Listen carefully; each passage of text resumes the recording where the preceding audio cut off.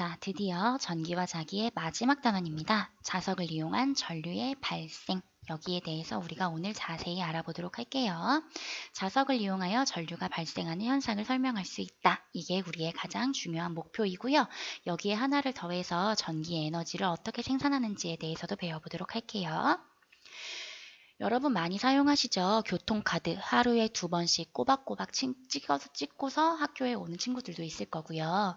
아니면 이제 놀러 갈 때나 이렇게 가끔씩 사용하는 친구들도 있을 텐데요. 이 얇은 교통카드 안에 대체 무엇이 들어있길래 내가 성인인지 학생인지 또는 내 잔액이 얼마나 남았는지 이런 걸 알 수 있는지 너무 궁금하지 않으세요? 그래서 이 이 교통카드를 분해를 해보는 거죠. 이 교통카드를 분해하려면 이 교통카드를 아세톤에다가 담으면 분해를 할 수가 있는데요. 이렇게 분해해서 교통카드 안에 뭐가 들어있는지를 보면 짠! 생각보다 굉장히 간단한 구조를 가지고 있습니다. 컴퓨터에 들어가는 그런 반도체 칩이 하나 가운데에 놓여져 있고요. 그 주변에 뱅글뱅글 전선이 둘러싸여져 있는데요. 이렇게 동그랗게 말려있는 여러 겹으로 말려있는 전선을 우리가 코일이라고 한다고 했었죠. 자, 그러면 전선도 있고 그리고 전선에 연결되어 있는 전기기구, 반도체 칩도 있고 근데 뭐 하나가 없지 않아요? 전선 끝에 원래는 뭐가 연결되어 있어야 전기기구가 작동을 해요. 건전지 있어야 되잖아요. 근데 여기 있는 지금 교통카드 안에는 건전지가 없단 말이에요. 근데 대체 어떻게 교통카드가 작동을 할 수 있을까? 그러면 무슨 말이냐? 건전지를 연결하지 않고서도 전류가 흐르게 할 수 있는 방법이 하나 더 있다는 거에 대해서 우리가 오늘 배워보도록 할 거예요. 그게 바로 뭐냐면 전자기 유도라는 방법입니다. 코일 주변에다가 자석을 두는 거예요. 근데 이 자석을 그냥 가만히 두는 게 아니라 자석을 왔다 갔다 움직이면 이 코일 주변의 자기장이 이 자석의 자기장이 계속 왔다 갔다 하니까 변하잖아요. 그 변화를 코일이 느끼면서 그 코일에 전류가 흐르게 된다. 그게 바로 전자기 유도라고 생각을 하시면 돼요. 그래서 여기 있는 이 그림에서 지금 자석이 멈춰 있으면 이 코일에 연결된 LED에 불이 들어오지 않지만 자석을 움직이면 LED에 불이 들어온다는 거예요. 그래서 자석에 의한 유도 전류가 발생을 한다. 그걸 전자기 유도라고 한다. 그럼 여기서 궁금한 게 자석을 움직인다는 건 어떤 의미냐? 자석을 움직인다는 건 첫 번째 자석을 가까이 한다는 거죠. 그리고 자석을 멀리 하는 것도 자석이 움직이는 거예요. 그리고 여기에 더해서 꼭 자석에 N극만 왔다가 멀어졌다가 가까이 왔다 멀어졌다 해야 되느냐? 아니요. 자석의 S극이 가까이 왔다 멀어졌다 해도 똑같이 자석이 움직이는 건 똑같아요. 그리고 또 한 가지. 꼭 자석만 움직여야 되느냐? 그건 아니고요. 자석을 가만히 두고 그 옆에 있는 전선을 움직여도 똑같이 유도 전류가 흐르게 됩니다. 그러면 유도 전류가 흐르지 않는 경우는 딱 하나입니다. 전선과 자석이 둘 다 멈추어 있을 때 이거 꼭 기억하세요.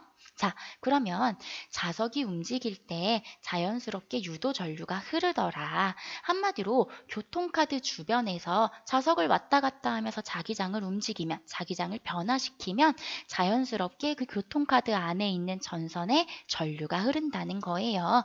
그로 인해서 삐비빅 하고 교통카드가 찍히게 되는 거죠. 그럼 대체 이 유도 전류를 어떻게 강하게 만들 수가 있느냐? 첫 번째는 자석을 빠르게 움직이는 거죠. 그리고 두 번째는 자석을 더 강한 걸 사용하는 거고요. 그 다음에 마지막으로는 이 코일이 전선이 감겨 있는 거라고 했잖아요. 코일을 더 많이 감을수록 유도 전류가 세진다고 생각하시면 됩니다.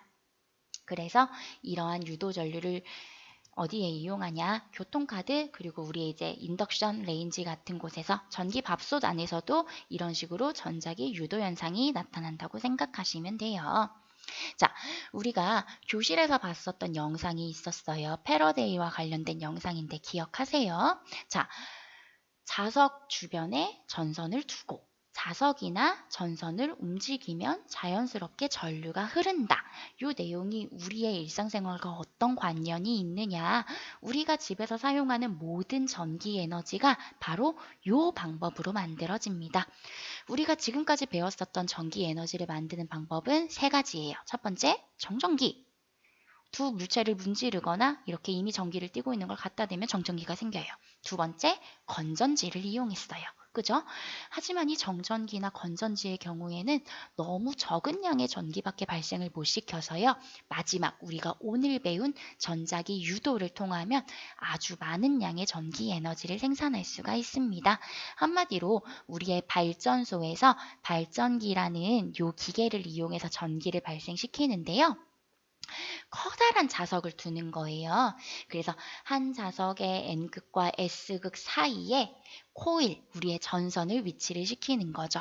사람들이 궁리를 많이 했을 거 아니에요. 일자 자석을 왔다 갔다 하는 게 편한지 아니면 어떤 방식으로 자기장을 변화시키는 게 가장 쉬울지 가장 간편하고 효율적인지를 막 생각해 봤을 때 이런 구조가 가장 효율적이라는 거예요.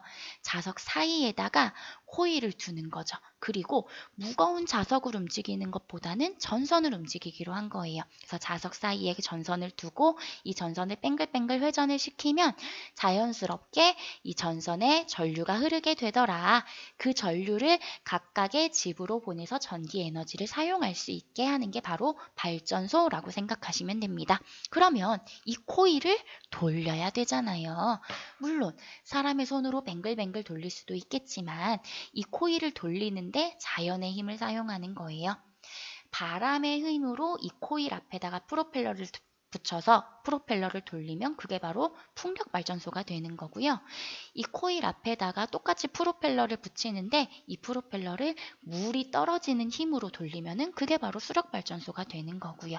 이런 식으로 발전소에서는 여러 가지 힘으로 코일을 돌리고 그 코일에 의해 그 코일이 돌아가면서 자기장이 변해서 그 결과 생기는 유도 전류를 우리가 각각의 집에서 사용할 수 있게 하는 거다라고 생각하시면 되겠어요. 근데 사실은 우리가 이 그림을 보면서 어디서 많이 봤는데 익숙하다 싶지 않으세요? 이거 바로 우리가 저번 시간에 배운 전동기랑 비슷하게 생겼잖아요.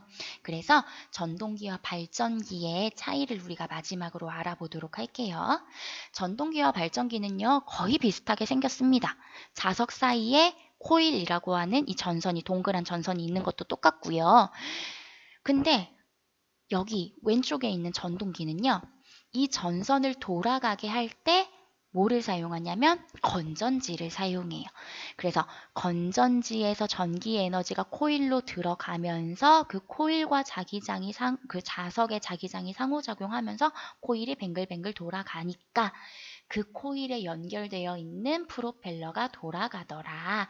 한마디로 전기의 힘으로 프로펠러를 돌리는 거, 전기 에너지로 프로펠러를 돌리는 게 바로 전동기였다면 오른쪽에 있는 발전기는요, 먼저 프로펠러를 돌립니다. 바람의 힘이든 물의 힘이든 사람의 힘이든 일단 먼저 프로펠러를 돌리면 그 결과 코일이 돌아가면서 그 안에 전류, 유도 전류가 발생하더라. 그 전류로 우리 가정에서 사용하던가 여기 나와 있는 것처럼 전구를 밝힐 수가 있더라. 한마디로 여기의 첫 시작은 프로펠러가 회전하고 마지막에 전기가 발생하게 되는 거죠. 그럼 한 번 더 정리해 볼게요. 전동기의 경우에는 전기 에너지로 프로펠러를 돌리는 전기 에너지가 역학적 에너지로 변하는 에너지 전환이 일어납니다. 그 과정은요, 첫 번째 코일에 전류가 흐르고요. 그로 인해서 코일과 자석의 자기장이 서로 상호작용을 하면서 그 결과 코일이 회전하게 되는 게 전동기의 원리였다면 발전기는 프로펠러를 먼저 회전시키는 그 역학적 에너지가 그 결과 마지막에 전기 에너지가 되는 거였어요. 프로펠러를 회전시키면 그 안에 있는 코일이 돌아가면서 유도 전류가 발생해서 전기 에너지가 만들어지는 거죠. 그럼 이 발전기의 첫 시작은 회전인 거예요. 회전을 통해서 자기장이 변하고 그로 인해 유도 전류가 흐르는 거. 그러니까 발전기는 운동이 먼저고 전기가 나중이라면 전동기는 전기가 먼저고 운동이 나중이라고 생각을 하시면 됩니다. 그리고 마지막에 탐구활동 개념 정리하기 잘 풀어보셨을 거라고 생각하시고요. 우리가 1단원이 사실은 내용이 많지가 않아요. 물론 각각의 개념들이 조금 어렵기는 한데요. 사실 우리가 이 전기와 자기에서 배운 내용은 실제 전기와 자기 내용 중에 아주 일부분밖에 안 되니까 포기하지 마시고 잘 공부 열심히 하시고요. 이 내용들만 잘 숙지하시면 시험 보기 어렵지 않으실 거예요. 고생 많으셨어요.